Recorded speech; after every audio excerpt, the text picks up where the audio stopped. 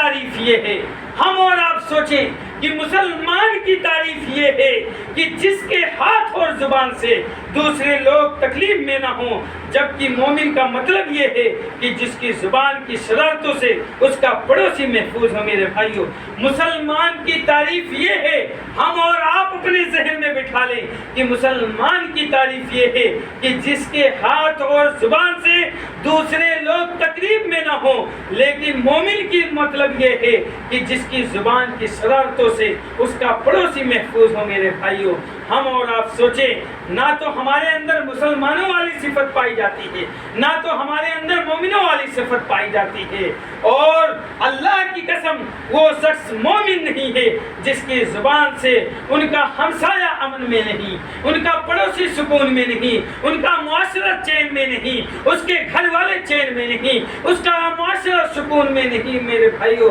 یہ سوچنے کا مقام ہے۔ مسلمانوں کی تعریف یہ ہے کہ جس کے ہاتھ اور زبان سے دوسرے لوگ تکلیف میں نہ ہوں، پریشانیوں میں نہ ہوں، جبکہ مومن کا مطلب یہ ہے کہ اس کی زبان کی شرارتوں سے اس کا پڑوسی محفوظ ہو۔ میرے بھائیوں، اور غیبت کی تعریف ہوا مفہوم کیا ہے کہ کسی مسلمان کا، غیبت کا جو معنی ہے وہ یہ ہے کہ کسی مسلمان کا اس کے پس پشت، یعنی کوئی مسلمان ہے اس کے پیٹھ پیچھے برے انداز میں ذکر کرنا، یعنی کوئی انسان کے اندر کوئی برائی پائی جاتی ہے،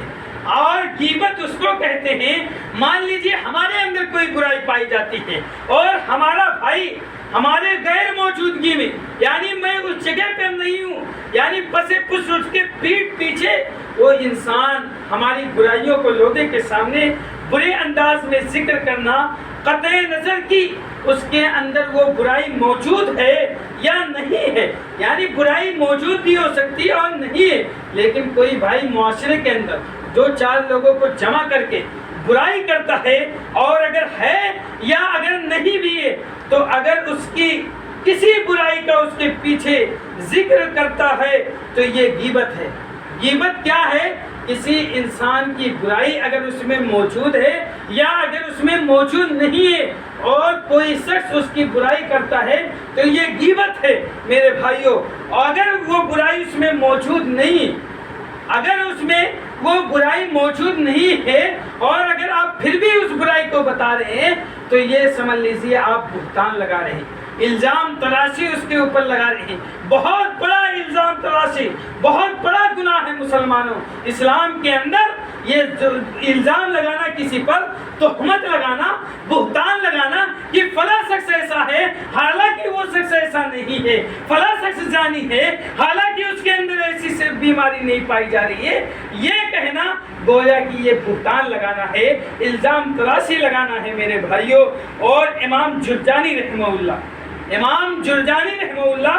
غیبت کی تعریف کرتے ہوئے کہتے ہیں کہ ذکر مساوی الانسانی فی غیبتی وہی فیہا، کہ کسی انسان کی عدم موجودگی میں، یعنی عدم مانے نہ ہونا، یعنی کسی انسان کے نہ ہونے کی موجودگی میں ایسی برائی کا ذکر کرنا جو اس میں موجود ہو، یہ غیبت کہلاتا ہے۔ غیبت کی تعریف یہ ہے کوئی انسان موجود نہیں ہے، امام جرجانی رحمہ اللہ کہہ رہے ہیں اس کے غیر موجودگی میں اس کے اندر جو برائی پائی جاتی ہے اس کا ذکر کرنا گویا کہ یہ غیبت کہلاتا ہے۔ حافظ ابن حجر رحمہ اللہ غیبت کی تعریف میں کہتے ہیں کہ ذکر المرئی بما یکرہ سواء کان ذلک فی بدن الشخص او دینہ او دنیاہ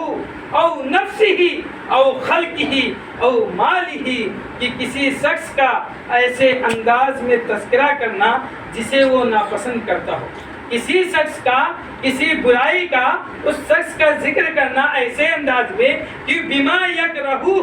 کہ وہ اسے ناپسند کرتا ہو، اس برائی کا تعلق انسان کے جسم سے ہو، اس کے دین سے ہو،